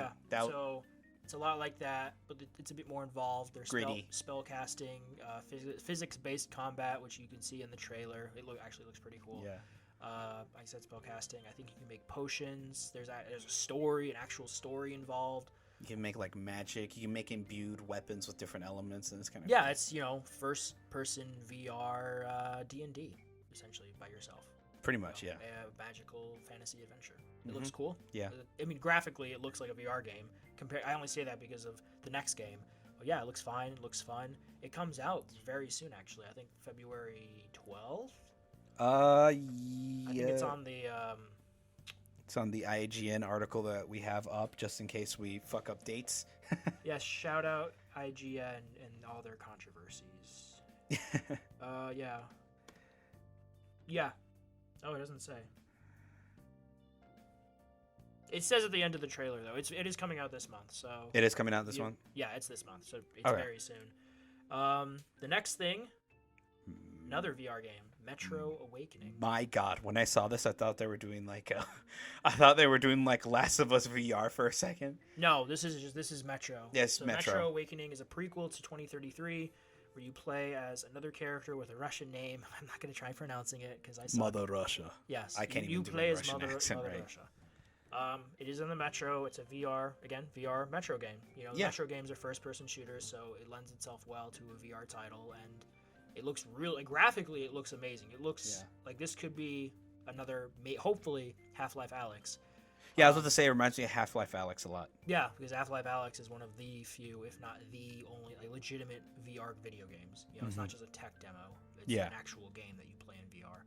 So hopefully that's what Metro Awakening is. It looks great. It looks like Metro, having played the first two and a little bit of Exodus. It looks awesome. Also, full disclosure, is it Take-Two? I think it's Take-Two that owns the rights to Metro. Put out a statement saying, "Yeah, we're still working on the next main installment." Oh, okay. So we're Anyone also worried getting about another. that? Yeah, Yeah. we're still getting another Metro game. Woo! This comes out. It's just a 2024. Okay, yeah. So this year. This also comes to everything. It comes to all. It's not just a PlayStation exclusive. Oh, it's like a VR. It's all it's a VR Okay. thing. Every VR headset is, I think, all the main ones it's coming to. I can do these next two. Yeah, go for it. All right, so folks, running off of what Al said, we are continuing what happened at the rest of the showcase as we start off with the new game from the developers of Honkai and what do you call it? Genshin Impact Hoyoverse with their new game Zenless Zone Zero. Yes. Now, I know a few people that play Honkai and Genshin are actually kind of excited to play this game. It looks cool. Obviously very anime-ify, and you know it's reaching that audience of people that love like Hoyoverse games, and besides Hoyoverse, people who also just like the anime art style. And it looks good. It looks good. It looks great. It looks cool. I think I wouldn't try it. It seems pretty cool. It just has a lot of guns. I like guns. Yeah. It's one of those things that I know guns. I'm never gonna play, but I hope for people who are into that kind of anime vibe, which I'm not. I'm not saying I'm not. I'm just not a huge anime. I'm not a weeb. Not a weeb. Yeah. I'm not otaku level yet, like some people I know. I think like the only. It looks like it could be fun. And I hope people like it. Yeah. I like speaking of like you not liking. I think the only animes I could see you probably liking are like the really gritty ones, like the Afro Samurai and like Berserk and the like sports animes like I watch where like Haikyuu. I love sports. It's funny. I'm not a big sports guy in real life. I love sports movies. Oh, dude, you'll love movies are the best. You'll love Haikyuu and you'll love Run with the Wind. I think you'll love it. Sorry, going a little off topic. The next one, another collab. Wait. When does that come out? Oh, wait, yeah. When does Zenless Zero come out? I think. We don't know. We're not prepared. We're not prepared. Sorry, folks. Here, we'll get you a date right now. Hopefully that. All three of you. I know you're like, where? There's no organization here. Where is it? Oh, thank you, Google. 2024. 2024? It is expected for 2024. It's coming out this year, folks. Microsoft Windows, iOS, Android, and PS5. Yeah. There you go. Okay. Now what were you saying? Another crossover collab with someone we talked about earlier in the podcast. This is also just coming to PlayStation. This is also, coming to PlayStation. Dave the Diver. Dave's diving into PlayStation. Mm-hmm, diving into PlayStation with our favorite 200-foot, 365-pound. I'm not sure if those are the right numbers. I'm just being very exaggerant. Our favorite lizard. Wait. I'm sorry. How many pounds did you say? 365 tons. I didn't mean to say pounds. I was pounds. about to say 360. He's just a really... He's just a really fat dude. He's just a really large Komodo dragon at that point. Yeah. Sorry. 350 tons of lizard. No, he's more than 300. He's probably more than that. No, he's like 100,000. let me be more dramatic, damn it. This doesn't work if you're underselling how big he is. Our largest skyscraper lizard, Godzilla. Gojira. He's coming to Dave the Diver. Dave the Diver, yeah. And Dave the Diver's coming to PlayStation. Yeah. That's awesome. That's like the best 2-in-1 deal ever. Are you gonna play Dave the Diver? I might. I saw like little like gameplay of some YouTubers playing it, and it looks cute. Cool. Mm-hmm. Cool. Gruel. But yeah, that looks interesting. Yeah, it's awesome. When does that come out? Oh my God, we're so prepared. I can't believe it. May 2024. May 2024. Yep. There you go.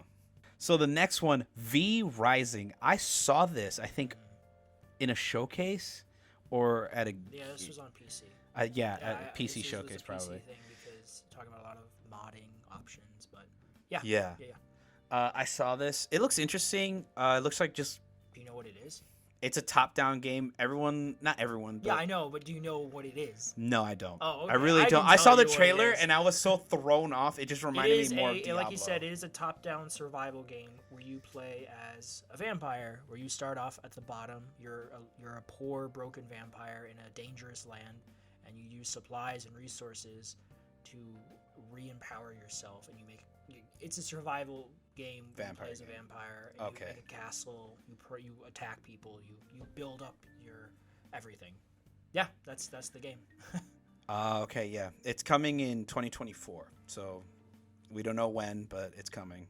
Yeah, but I've heard from PS. people who played on PC that it's fun. If It's you're fun? into survival, Okay. yeah. I might try it out because I like vampires. so. Okay. Okay, I have to do this next one. Yeah, go ahead, dude. Yes, my boy Ken's back. My boy's Ken. He's coming back, folks. He's coming back because we saw a new trailer for Judas. Yes. Judas. Yeah, that was For those of unexpected, you to who be don't honest. know, yeah, is a new game from Ken Levine's studio that I should know. The guy who made BioShock, right? Yeah, Ken Levine is the guy who made BioShock. There was a full trailer. It is basically BioShock, which is just System Shock, but there is a premise out there. You play as a character named Judas. You're in this weird kind of space city where all your choices are picked for you. Machines run everything, yada yada, and you're kind of Automated. yeah, you're fighting against the system, Mm-hmm. and you're Judas. And that's it is BioShock.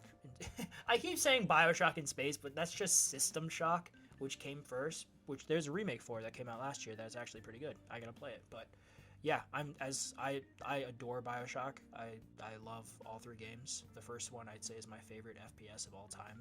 Would you kindly, Abel? What I kindly what? I don't know. I was trying. No, I don't know. I was trying to think of a question, but yeah, I think it looks great. It does. Yeah. It looks like BioShock. Again, I know System Shock, but it looks like BioShock. But that's what I want from Ken, and that's what he wants to make. I'm all for it. There was no release date. I wasn't expecting it this year. Maybe next year. Hopefully, maybe we'll see this. We'll see this game. But yeah, I'm so excited for Judas. Yeah, I am too. And the big selling point, obviously, if you remember in the trailer, is that it's made from the creator of BioShock. So they're really leaning into like Well, yeah, it's anyone who played BioShock. I mean, if you look at it, if you saw a screenshot of this game without any context, you'd be like, "Oh yeah, this is BioShock. This is BioShock." Yeah. But I'm cool. Hey, I'm down with that. I miss BioShock Infinite was a decade ago. I want a new God. BioShock-esque game, and BioShock 4 is being worked on, but we don't know when we're seeing that. So at least Probably we're not getting for a Judas. while. Yeah. God, I hope Judas is good. Yeah, you can wishlist it now on PlayStation. It's Yep. in development. It It's is not in development. It's not done, but it's in development, which is so weird because they showed off a trailer like a couple years ago, and That was a 2022 VGAs. Yeah. I remember because we were watching it, yeah, and then it was just like and then we're seeing. I think it comes out next year. for sure. I yeah. think maybe we see one more trailer this year with a Gameplay. 2025. I mean, this was a gameplay trailer. Well, this was, but I think it- they'll like a show off demo? more. Yeah, like a demo. I hope so. Do you want to do the next two? Yeah, I also talked about this in my PWRs. But Silent Hill: The Short Message is free right now, so you can download. It's a little demo.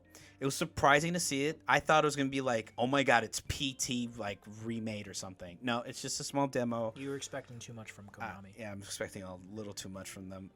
And you know, it was just a short demo. I haven't fully played through it, but I'm practically a quarter through it, and it's okay. I mean, just try it for yourself. Maybe it's just not my cup of tea. I've been playing a ton of horror games my whole life, so I'm probably like, He's what do you call too it? much of a. He's too. I'm too watered out.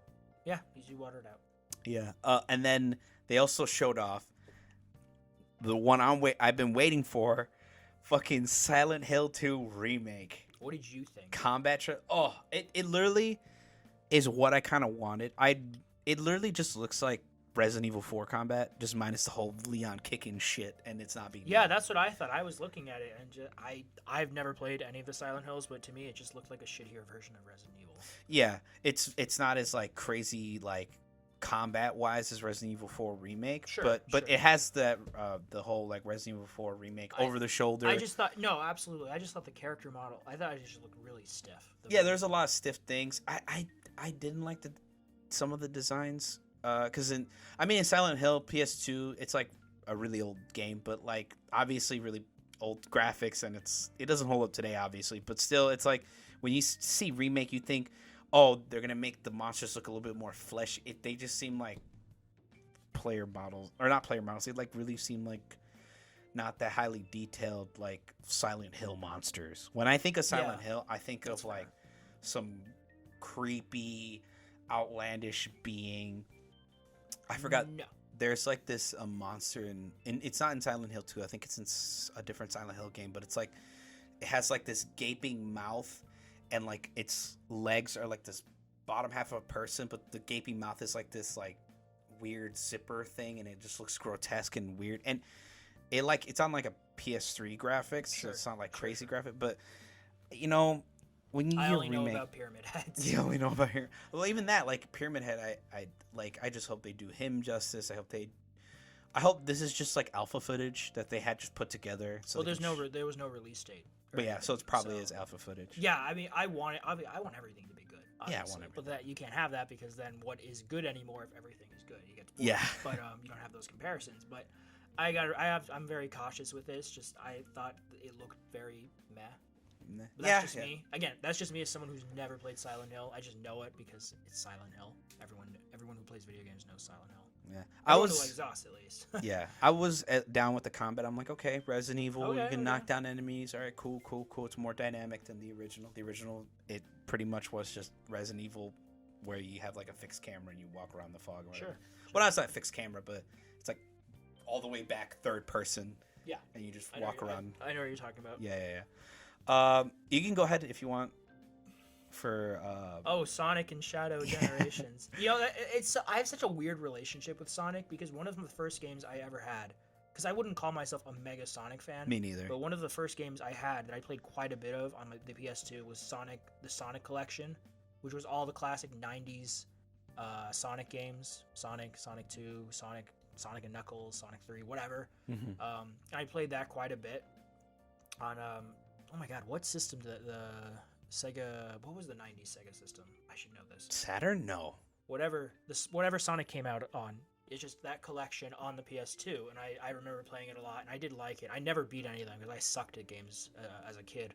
Same. So Sonic holds a special little spot in my gaming history, but this is the remaster of Sonic Generations, which is a PS3 360 game, and is considered one of the best Sonic games ever.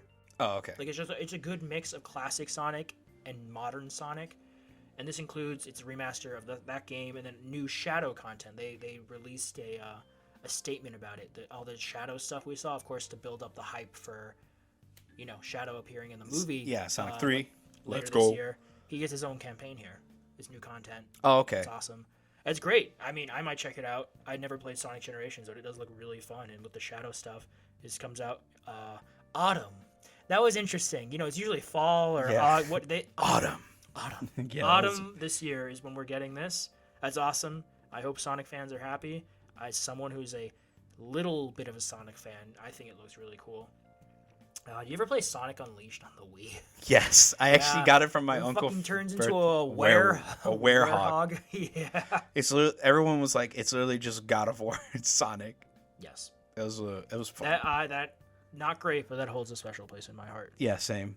I don't know. Did you ever? This next one. Did you ever play the original? No, I never played the original. Neither did I. I always heard like memes about it, like Dragon's Dogma. My friend loves it. But yeah, we got a new trailer for Dragon's Dogma 2. Dragon's Dogma again. I'm excited. We've known about it for like wholly different reasons for this game. I'm sorry for interrupting you, but no, go ahead. I'm excited because this is gonna really show off what the RE engine can do for Monster Worlds. No, Monster Hunter Wilds. Yes. Because I don't know if you noticed in the trailer, there's a guy that mounts a dragon like you would mount in Monster Hunter. Yeah, this guy's a big Monster Hunter fanboy. Yeah, I'm a big Monster Hunter fanboy. Sorry, and Resident Evil. I like how that's the angle with this that you're most excited. I'm just excited. Obviously, I want it to be good, but it just looks. If it is, it looks good. It looks like something I'd want to check out. Yeah, same. I actually would like to check it out because it might scratch that itch. The recent combat. controversy, because the game director has talked about open world structures, and he's confirmed that this game does not have traditional fast travel like a lot of games do. And he's like, if it's only a problem if your game is boring. And he's like, if you put enough in the world to explore, you're never going to want to fast travel. I'm like, that's fair. I agree with that. Okay, it's just a tricky thing to pull off. Yeah, I have like my eyebrow raised for a second. I was like, Yeah, it's one of those things where I think it should just be in there for people who want it to be. If you don't want to fast travel, don't fast travel. Yeah. No one's forcing you. But, Big example, Spider-Man. There's fast travel in it, but you don't have to. You can literally just traverse the world. well, I mean, most open world games are like that, Abe. So, But no, like in that sense, it's like, oh, you can fast travel, or you can. it's just a very interesting design decision that Yeah. I hope it pays. I hope it's one of this is the greatest open world ever because there's just so much I hope it content. keeps itself interesting as Exactly. you traverse. Because Yes. if it's just like you're walking down a road for like 15 minutes, Exactly. and there's nothing Because happening. Skyrim is pretty good with that. That game is also it's Fallout old, 4 is good with that, where like you can walk down a block. and you get random encounters. Just do that. Just do that on a bigger scale. This is a current gen only game. Yeah. I think is it PS5? No, no, it's both. It's everything. But I hope it's good, man. I really want it to be good. Yeah. You want to do the next one? Oh yeah. Yeah, Okay. go for it. So I like this because my girlfriend actually got me into trying to play Nier Automata, and everyone makes a lot of comparisons from this game to that game. Yes. And the game I'm talking about, folks, is Stellar Blade. Did it look stellar to you? Yes, I fucking love it. I think it reminds me a lot of DMC and Nier Automata. Mostly Nier Automata because of the little robot and the fact that it's a tall, cute girl. Yep. Everyone loves 2B for her like cool design because it literally 2B is a robot and she has a dress, but like the whole point is that it's supposed to like hide this like fucking crazy ass fucking robot lady that can chop you up into a million pieces if she wanted to. But anyways, Stellar Blade, it looks good. I'm excited. There's customization that was shown off in the trailer, which a lot of outfits. A lot of outfits. And we also got introduced some characters in the story. It looks interesting. I like the idea of post-apocalyptic. She's like this warrior that everyone's like, oh my god. It's the Stellar Blade. It's the Stellar Blade. It's our angel. No, they nicknamed her the Angel in the game, yeah. So they should have just nicknamed her the Stellar Blade. Yeah, probably. But there is a release date. Yeah, it comes out April 26th this year. Yes, it does. And are you going to get it? Are you going to wait for reviews? I'm going to wait for reviews just because I don't think I've ever seen anything from the studio. I might be wrong. I might probably seen this studio work on something that before, but I haven't seen their work before. And the trailers look great, and the combat and everything visually looks great, but actually playing through it might be a little janky. Did you hear the voiceover, though? The woman who was narrating, she sounded kind of sleepy. She sounded very monotone. Very sleepy. Maybe they recorded her when she was like on a very like slow day, and she's What Stellar Blade is an action RPG or not RPG, whatever. Action hack and slash. No, but this next one, all right. Yes. But remember, put that on your calendar, folks. April 26th. All right. What is this next one? This next one, we were talking about this. Mama. Oh, Zooey Mama. We were talking about this last week. We were talking about this last week. Shout out to anyone who gets that reference. Yep. Zooey Mama. I actually have all. Don't tell them what it is. All the books in my bookshelf, like right back there. They either know or they don't. Yep, they either know or they don't. But this next game, Until Dawn remake. Yes. Or remaster? Is it remake or remaster? Well, they said they're remaking it in Unreal Engine 5, so I think it's essentially a remake. Yeah, it's pretty much a remastake. Remastake. There you go. Yeah, it's a remake, and it looks fucking good. It looks. I don't know. I don't think we saw enough to really. I mean, I didn't see enough colored. in there. Yeah. I didn't see enough. I just like cool. It exists. There's a reason it exists that I'll get to in a moment. But I personally didn't see enough in that trailer to make me go, wow, this is a great looking remake. It was like, okay, it looks like the game, but it's coming to PlayStation 5 and PC later this year. It says remaster on IGN's article. It says we got to look at the remaster's enhanced graphics and learned that developer Ballistic Moon is handling the project. I'm pretty sure these are the guys that did the game originally. Yeah. But yeah, it comes out later this year apparently, so I hope we see it. Yep. But there is a reason. There's one reason that exists, and this was mentioned at the end of the statement that Ballistic Moon released, where they talked about the movie. Oh, that David F. Sandberg is directing. Mm-hmm. That's why. That's why. Oh, okay. That is exactly why this exists. So people watch the movie and like, oh, hopefully I liked it. Oh, Let me play it at home. Yeah, let me play the new version that costs full price instead of playing the old PS4 version. That's a little. That's why. That's it. That's why it exists. I mean, I will play this because I really like Until Dawn, and I will probably play this at some point. We're fucking shills for games that we used to play back in the day and are getting remastered. I only played this for the first time, I think, in 2022. Oh, okay, So I didn't play this when it came out on PS4. I played it. It ran well on PS5. I think it's 60 FPS on PS5, but it's the PS4 version. Right. But yeah, we'll see how that is, and I hopefully it's good, and yeah. Yeah, we can get back to you with opinions on it. You can do these last two because these are the big ones that we were kind of anticipating on our predictions. Sure. Okay. Yeah. Well, the first one, it is from Team Ninja. Team Ninja. Woo! Rise of the Ronin. Rise of the Ronin, March 22nd. It's like a month and a half away. Well, 2 months ish. Whatever. Rise of the Ronin. We saw more gameplay, more of the world. Looking good. Honestly, I thought it looked okay. Yeah. It's looking good, like as in like it's coming along. It's like, yeah, it's looking good. Well, it comes out pretty soon, so I mean, you would hope so. It should be more than it looks coming. I think it just from this trailer, combat graphically, it does not look that impressive. Combat, I'm sure, will be great. It just looks like a shittier version of Ghost of Tsushima. Yeah, that's what I was saying. Combat looks a little stiff. Maybe we've been spoiled by Ghost of Tsushima's combat. Well, Ghosts also looked kind of stiff.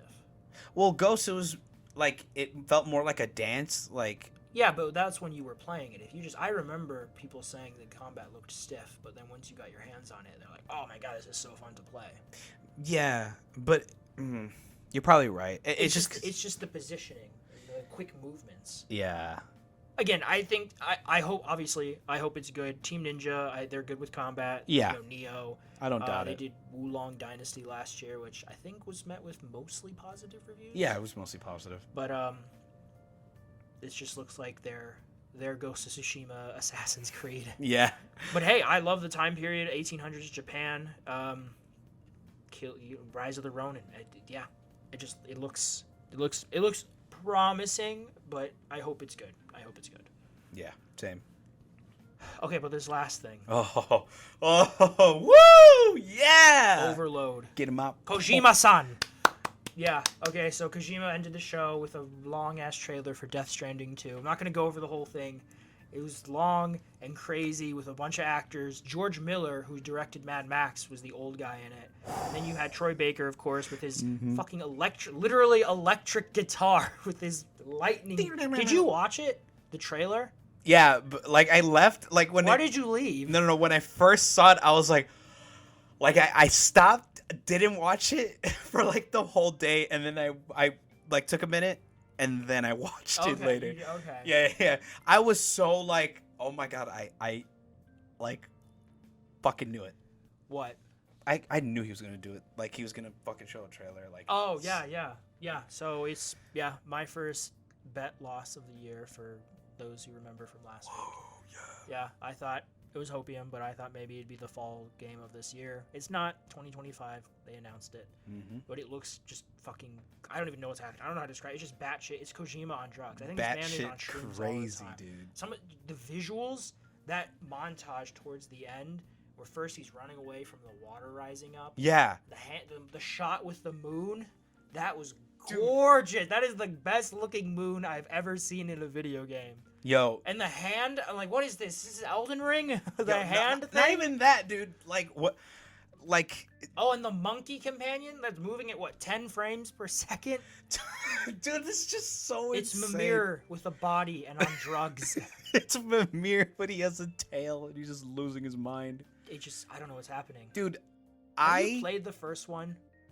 I feel like so many of these we have played, but it's just... No, I played the first one. You have played it. I have played it. I never beat it. I have not played the first one. I need to get through it. I have the director's cut in my library, which is... I want to play it, but... I don't even know where my copy of it is. Fuck. So crazy. And then you have... he confirmed, also, Kojima confirmed yesterday or today that Mads Mikkelsen is not returning, which apparently his story is concluded properly in the first game, so fine. That's fine. And then you have the other actresses who I know them, but I can never remember their names. But I've seen them in other stuff. Like the one woman, Who's she's pregnant? French. Is she pregnant? The one with the the hand thing around her neck. Yeah. She was in the more recent Bond films.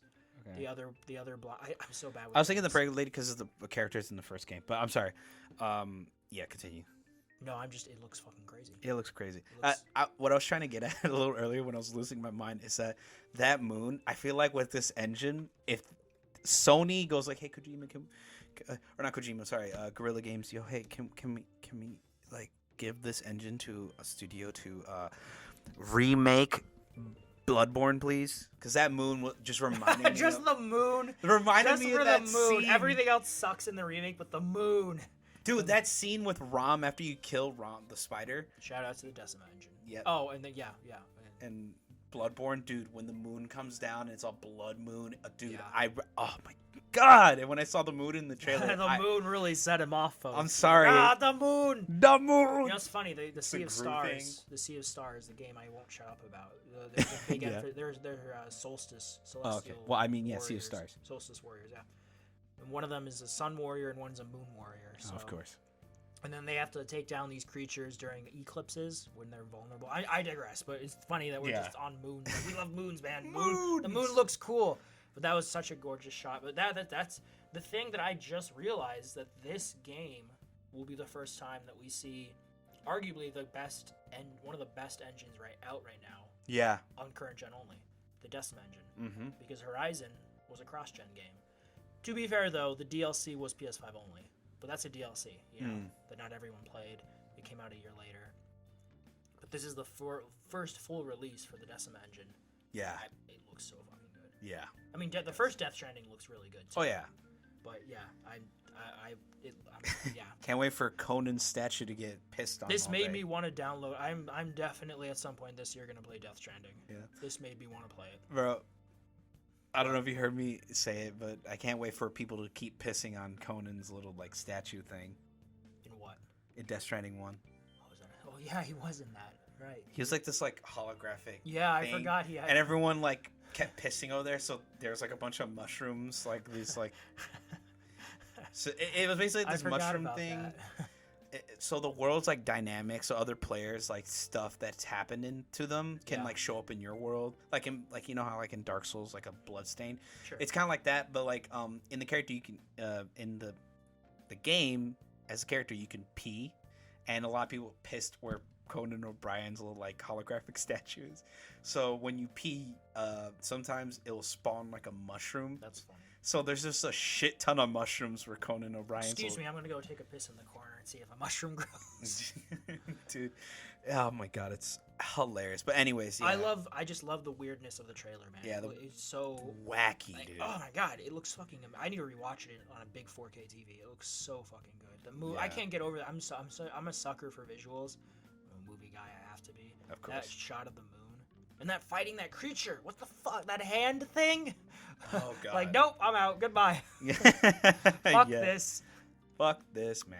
Yeah. But yeah, no, I think This it game's looks great. amazing. 2025 is shaping up to be a pretty solid year. Yeah, I'm excited. GTA 6, Monster Hunter, Monster Hunter. this now. I'm sure something else that I'm forgetting Hell about. divers. I know people were thinking Wolverine. That's not next year. No, nope. 2026. Nope. Yep. But maybe a Venom game next year. We'll see. I digress, but that was in the Insomniac leaks. But yeah. Is anything else about Death Stranding 2? No, besides it being batshit insane and the trailer and everything, I think we're getting a good sequel to Death Stranding 1. I think so, can't too. wait. I really can't wait. And then the last things, Kojima coming full circle, man. What did he tell us, Abe? I don't. You don't remember? No, it's just you do it, man. Just you. Well, Kojima, he was there with Herman Hulst, because Yeah. Herman, Mm-hmm. head of PlayStation, was at the show, Fucking say talking it. about technical espionage, PlayStation. He's coming back. Yep. He's making his new own Metal Gear. His own Metal Gear without Konami. I got a little excited when I heard that. I was. Oh, Yeah. I'm a loss for words. It just. I grew up it's watching crazy. my dad watching, or not watching. I grew up watching my dad play Metal Gear, and it's a little. It's like the same thing I have with God of War. I saw my dad play it, but I also saw my dad play Metal Gear. So it's one of those games where I'm like, oh my god, yeah. That's why I couldn't say it. It's too close. His heart would explode. Yeah. Oh my god. This is. I saw someone else say it in a podcast, but Kojima just announced the first PlayStation 6 game. Pretty much. This is not coming out this generation. It's not. This is at the earliest, because Death Stranding 2 is next year. I don't think that's gonna get pushed back. I think it'll be a fall game next year. Yeah. And then we're getting the Xbox game, which I could see that being the one with 2028 Jordan maybe. Peele. I could see this being a 2030s game, like 2030 or beyond. So 6 years. Dude, by the time, bro, I'm gonna turn 30. Man, shut up! I'll be 33. Oh, you'll be fine. Yeah, I'll be in 6 years. I'll be 32. Gonna turn 33. By 2030, we'll be fully online podcast with a bunch of guests. We'll have the biggest podcast in the world for sure. Yeah, for sure. But yeah, that's one way to. It's interesting because I feel like he could have just shown Death Stranding here, and that would have been fine. No, yeah. It's a state of play and their expectations with that. I feel like an announcement like that you could have saved for a showcase, even if it is just Kojima coming on stage and saying we're doing this. I mean, that's a pretty big deal. Also, he got his wish. For those of you, I'm sure if you're listening, you're very familiar with this nerdy, geeky stuff. But Kojima is a huge movie buff. I mean, oh yeah, bigger than me. Bigger than anyone in the fucking universe, I think. Oh, he is. I follow his Instagram because he takes so many artsy pictures. Honestly, a lot of them are kind of pretentious. But I love the man still. But he takes, he always does movie posters. He takes pictures of Blu-rays he's just bought of movies you've never fucking heard of. Oh shit, I hit my mic. Sorry. Yep. He broke his mic. But yeah, he's a huge movie buff. And he is getting his movie. Because that was that pan. Did you see it? The pan out the Columbia Pictures studio. Mm-hmm. Yeah. We're getting because A24 is doing a Death Stranding movie. Woo! Norman Reedus. Hopefully. I mean, yeah, that's literally. You just have to cast Norman. It's perfect. Yeah. Cast Norman. All of them are actors anyway. Just literally cast the video game actors to do it. What do they do? Like just a Beowulf situation. Where it's literally... I hit my mic too. But watch it be a Beowulf situation where it's all just 3D captured, but it actually looks good. Yeah, full disclosure, I realized the imperfections with that movie's animation, but I still like Beowulf. Yeah. That score, that main score, it's the manliest man song to ever man. Yeah. You just want to go out. You just want to swim in the fucking sea naked when you hear that. Yeah. You just swim over the ocean with that playing. Yeah. I digress, but I love that fucking song. Mm-hmm. But yeah, Robert Zemeckis. Shout out to Rob. But yeah, Kojima's getting his movie. See, I wasn't 100% sure. Maybe I misheard, but we already knew that we were getting a Death Stranding movie. But then he's getting a movie of his own. Is it an original movie, or is it based off of something he's done? In my head, I think it's gonna be his own movie. That'd be crazy. I want to see a Kojima. It's gonna. I think at least visually it will be batshit, and it's not gonna make any sense. It's not gonna make any fucking sense. I mean, it's probably gonna win an award for best VFX or something. Yeah, but hey man, this guy is in his 60s now, I think. Dude, he's ageless. He looks. I mean, he has a little gray in his beard and stuff, but he looks really good. I think it's just a Japanese thing. Yeah. Lucky bastards. But no. Yeah, that's awesome. But that was the last. Yeah. That was the last. Oh my god, is that it? Oh, I forgot. Yeah, that was 16 games, I think. Yeah, wow. That was a lot at Showcase. And you know what? This was definitely one of their better showcases. Yes, for sure. A lot of content, a lot of known quantities, but a lot of this was leaked before, and I see that. But, if I didn't see it, Judas being here was a surprise. The Sonic Shadow Generations, seeing more on Silent Hill 2, even if I think it looks kind of underwhelming. And then Kojima stuff. I mean, that's huge. Yeah. Kojima's a madman. Kojima being the madman he is, the mad lad. Yes, mad lad Kojima. Mm-hmm. But yeah, that's as a whole good one of Sony's better state of plays. It's been a really, really it's the only thing that happened this week that was pretty bombastic was the showcase. Yeah, I mean that was the biggest thing. I think it was a lot of stuff there. I mean, obviously you have all the Suicide Squad controversy, but I mean, it was a decent week. It was a decent week, yeah.